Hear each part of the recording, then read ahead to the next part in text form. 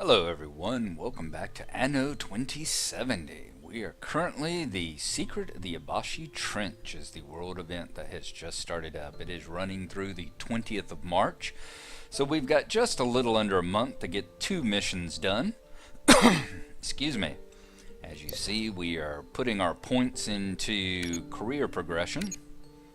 We have achieved... Congratulations. No one has ever climbed the Global Trust corporate ladder as quickly as you have. Board spokesman with both the board spokesman and the council spokesman. You know what? Rufus and You're Yana. one of the pillars of this organization. So now we get discounts on our purchases, permanent discounts on all items in all sectors. So that should apply to these missions as well. I'm looking forward to comparing the prices that I get at their arcs with the prices I've gotten in previous games, and we are The working. support you provide to S.A.A.T is enormous. I and the entire Science Council owe you a huge debt of gratitude. We are working on the Science Council spokesman. As you see, we have 400. We got 1,300 more points to go. And a large number of those will come from working on the Secret of the Ebashi Trench here. As you see, in the playlist, that I will have the Secret of the Ebashi Trench mission that we did last year. I think it was last April when I did it. We just did the first level initial findings, first level mission on the easy difficulty level. Of course, they were all locked again, so I had to play through this one again. Took about 40 minutes, finished it up, and now we're going to start on a major advance. Difficulty level medium. Phase 2, we'll have to produce components. Let's go ahead and watch the video briefing, which gives an overview of what the Secret of the Ebashi Trench is all about. Greetings and congratulations on your handling of that border conflict between the Eden Initiative and Global Trust. S.A.A.T chose to remain neutral in this case, but it is no stranger to ideological struggles. Some time ago, I got into an argument with Hiro Ebashi, one of our top researchers, about a budgetary shift towards profitable military research. As a result, Ebashi-san has left the academy and has founded his own research institute, ETO, in an underwater base close to a volcanic fissure. You see, he is researching geothermal energy, and deep down in the trenches, magma can be easier accessed. Oh, and yes, the process is likely less dangerous to the general populace. He has been working on a viable method to create energy from underwater volcanoes for some time now. He had faith in this project from the beginning and always claimed that this new energy source could be the solution to most of the world's problems. Well, recently he has achieved a breakthrough in his research. After considering his limited resources, he was reasonable enough to contact me. I have been allowed to examine his calculations, and they seem solid so far. As a proof of concept, Ebashi-san requested we construct a prototype in actual scale, and I want you to help us with this project. You will be on site to handle the day-to-day operations, set up the required personnel, provide them with everything they request, and do the odd jobs for Ebashi-san and me. And remember, this is a top secret operation. If we succeed, it will change the world forever. And there you go. That shows you the background of Ebashi-san and ETO, and why when he appears on the map, he's got his own little section that he always does, and quite often whenever Professor Dr. Davi here wants you to complete a quest, Ebashi has his own counter offer for you. They're not the best of friends. So let's start with a major advance. We need to build a laboratory. We need to produce the required modules. The Ebashi Trench runs through this sector. This limits the available construction sites and raw materials. Follow Professor Davi's and Hiro Ebashi's directions. Once again, and strangely enough, You know, this was a mission, another world mission. In fact, all the world events precede the deep sea add-on. I don't think there are any that have anything to do with the deep sea add-on. So even though we're working in the deep sea with all the techs, we don't have the contents and the features that are available there. So we're going to go ahead and hit start, and we'll meet you on the other side of the loading screen here.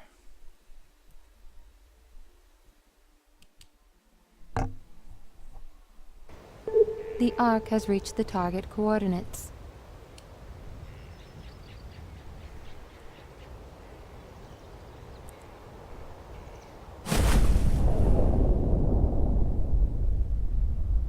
It may be isolated here, but it also means no one is likely to get in the way of this project.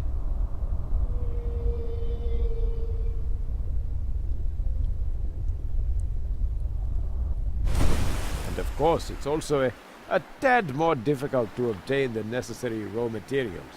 I am counting on you.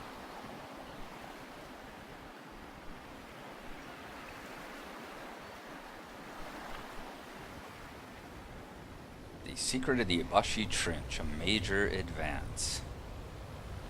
Alright, here's our island. Let's take a look It over would be very helpful if you would accept this mission. Not bad. We've even got a place here we could put up hydroelectric if we needed to.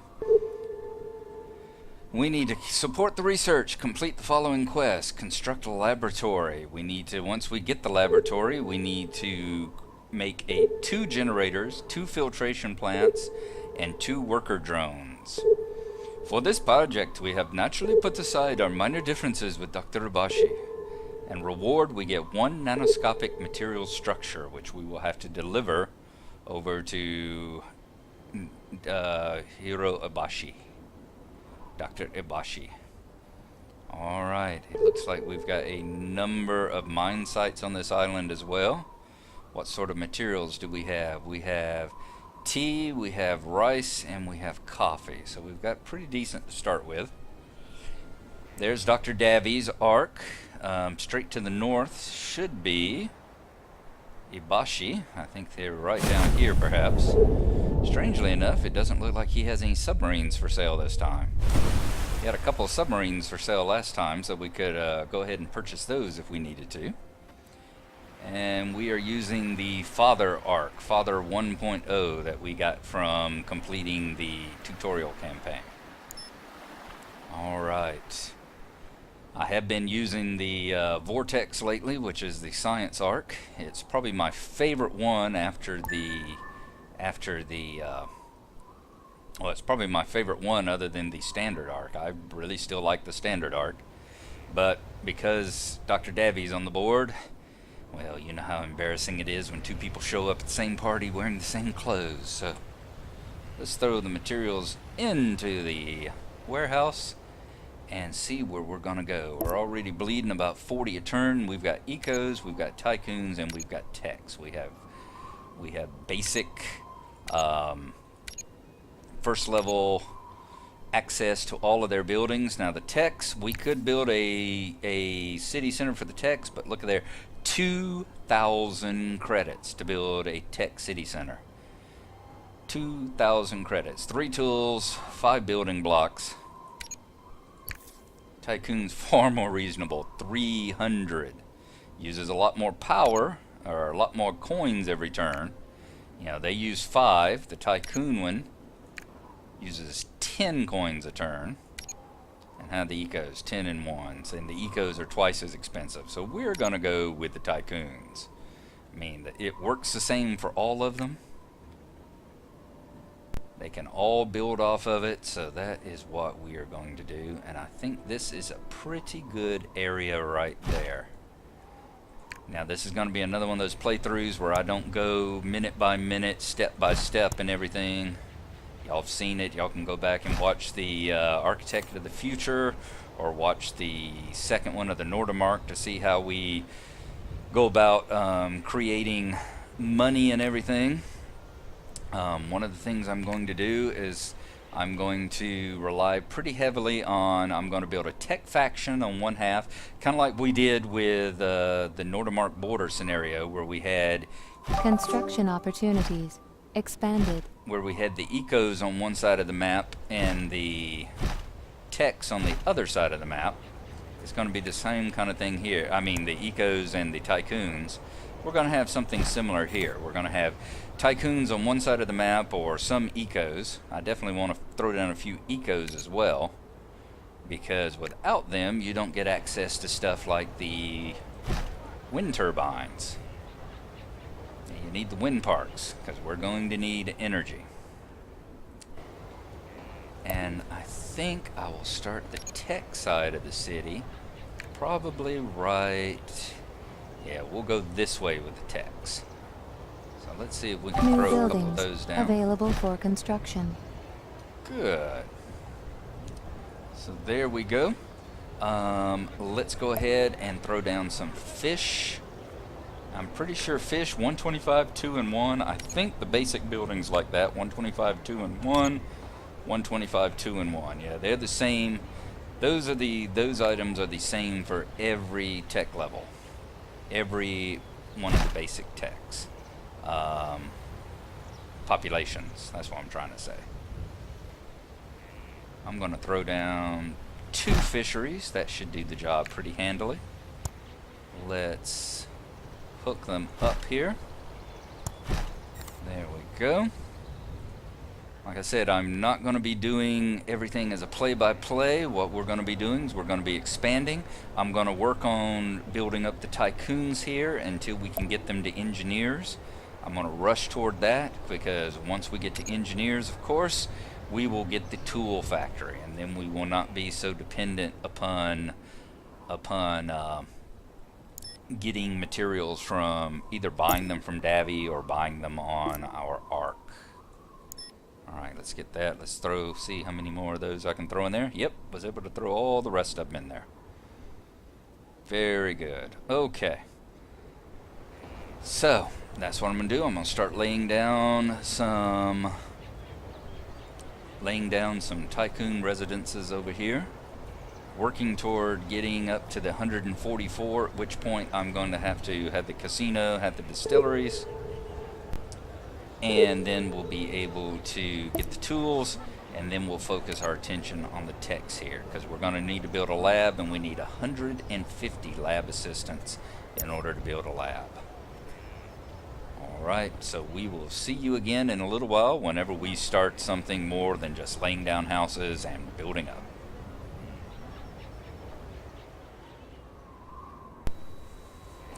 Alright guys, as you see here, we have just waiting for 144, at which point we'll have activity. That'll be a casino. I'm going to put it right in this area, and it will cover everything over here, at which point we will upgrade 1 to being a engineer. Over here, you see I've already put in the distillery. We've got some power. Fortunately, I remembered here we needed blocks. I was coming down, I was getting really low on blocks. I'd forgotten to put in a smelter and a basalt grinder, so fortunately I remembered them at the last moment and got it in there before I ran out. So at this point we're just waiting. As you see, I am just barely in the red. We're just waiting for things to achieve at the moment, and it looks like we can get a sub. Cool. Let's go ahead Trimaran ready. And buy the trimaran here. Trimaran ready. Let's see what name is it gonna give us. Let's zoom in and take a look at it as it comes out of the gate here. What's going to be the name? I love the father arc too. I like the little drones that fly around. The Explorer. Alright, good name for a sub. Let's bring it back on over here. I'm gonna drag it over here onto my bar and get the ship, the Rainbow, over here as well. And then we will get the warehouse also, so that I'm able to get everything. We'll be able to come back to Omnicron City. There. Now we can flit around the map nice and quickly without having to scroll. So next up on the agenda, we need to get tool production. We got a couple of mines over here. Let's see where might be a good spot for it. Maybe over in this area. Put down a iron mine here. Wait, here we go. It looks like we got 2 places close enough. I think we can get them at the depot. Iron on one, a coal on the other. The depot should be able to cover that whole area. So I think that's probably where we will go next. Alright folks, welcome back here. As you see, we have put down a casino. We have raised up our first tycoon employee right here. And his building's full, so let's raise his taxes on up. Make sure all the other guys are paying their taxes as well. They are. And as you see over here, we are in the green again. Just barely in the green, but we are in the green and we are running a profit. You're pretty much going to have to run a profit from the tycoons because the guys over here, these tech boys, you really don't get any profit whatsoever from the tech people until you get to genius level, and geniuses are not in this expansion, or this mission I mean, which is kind of funny being that you're spending all your time with the techs underwater. As you see over here, we have put in a coal mine, we put in an ore mine, and we are working a smelter, and we have produced our first tools here in the tool factory. So we are no longer having to rely upon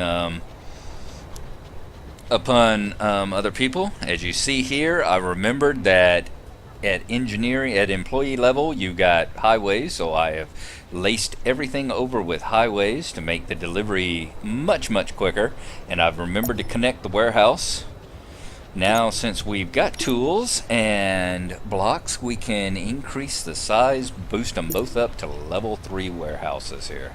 There we go. Always wait to do that until I know I've got the materials coming in. So fantastic, and we still have a few tools and a few blocks left over. Awesome. Alright, so I think at this point we're going to keep working on the techs over here. Let's take a look at them. What we're wanting to do, we're wanting to get up to labs, and as you see, labs require 150 techs. So in the next episode, that's what we're going to be doing. We're going to be building up the lab boys, trying to hit that magic number 150 so we can start working on all the modules that Dr. Davi needs us to build so that he can hand over the materials to Ebashi-san and get him working on his project. So we'll see you then. Thanks for watching, and I hope you've enjoyed it. Bye-bye.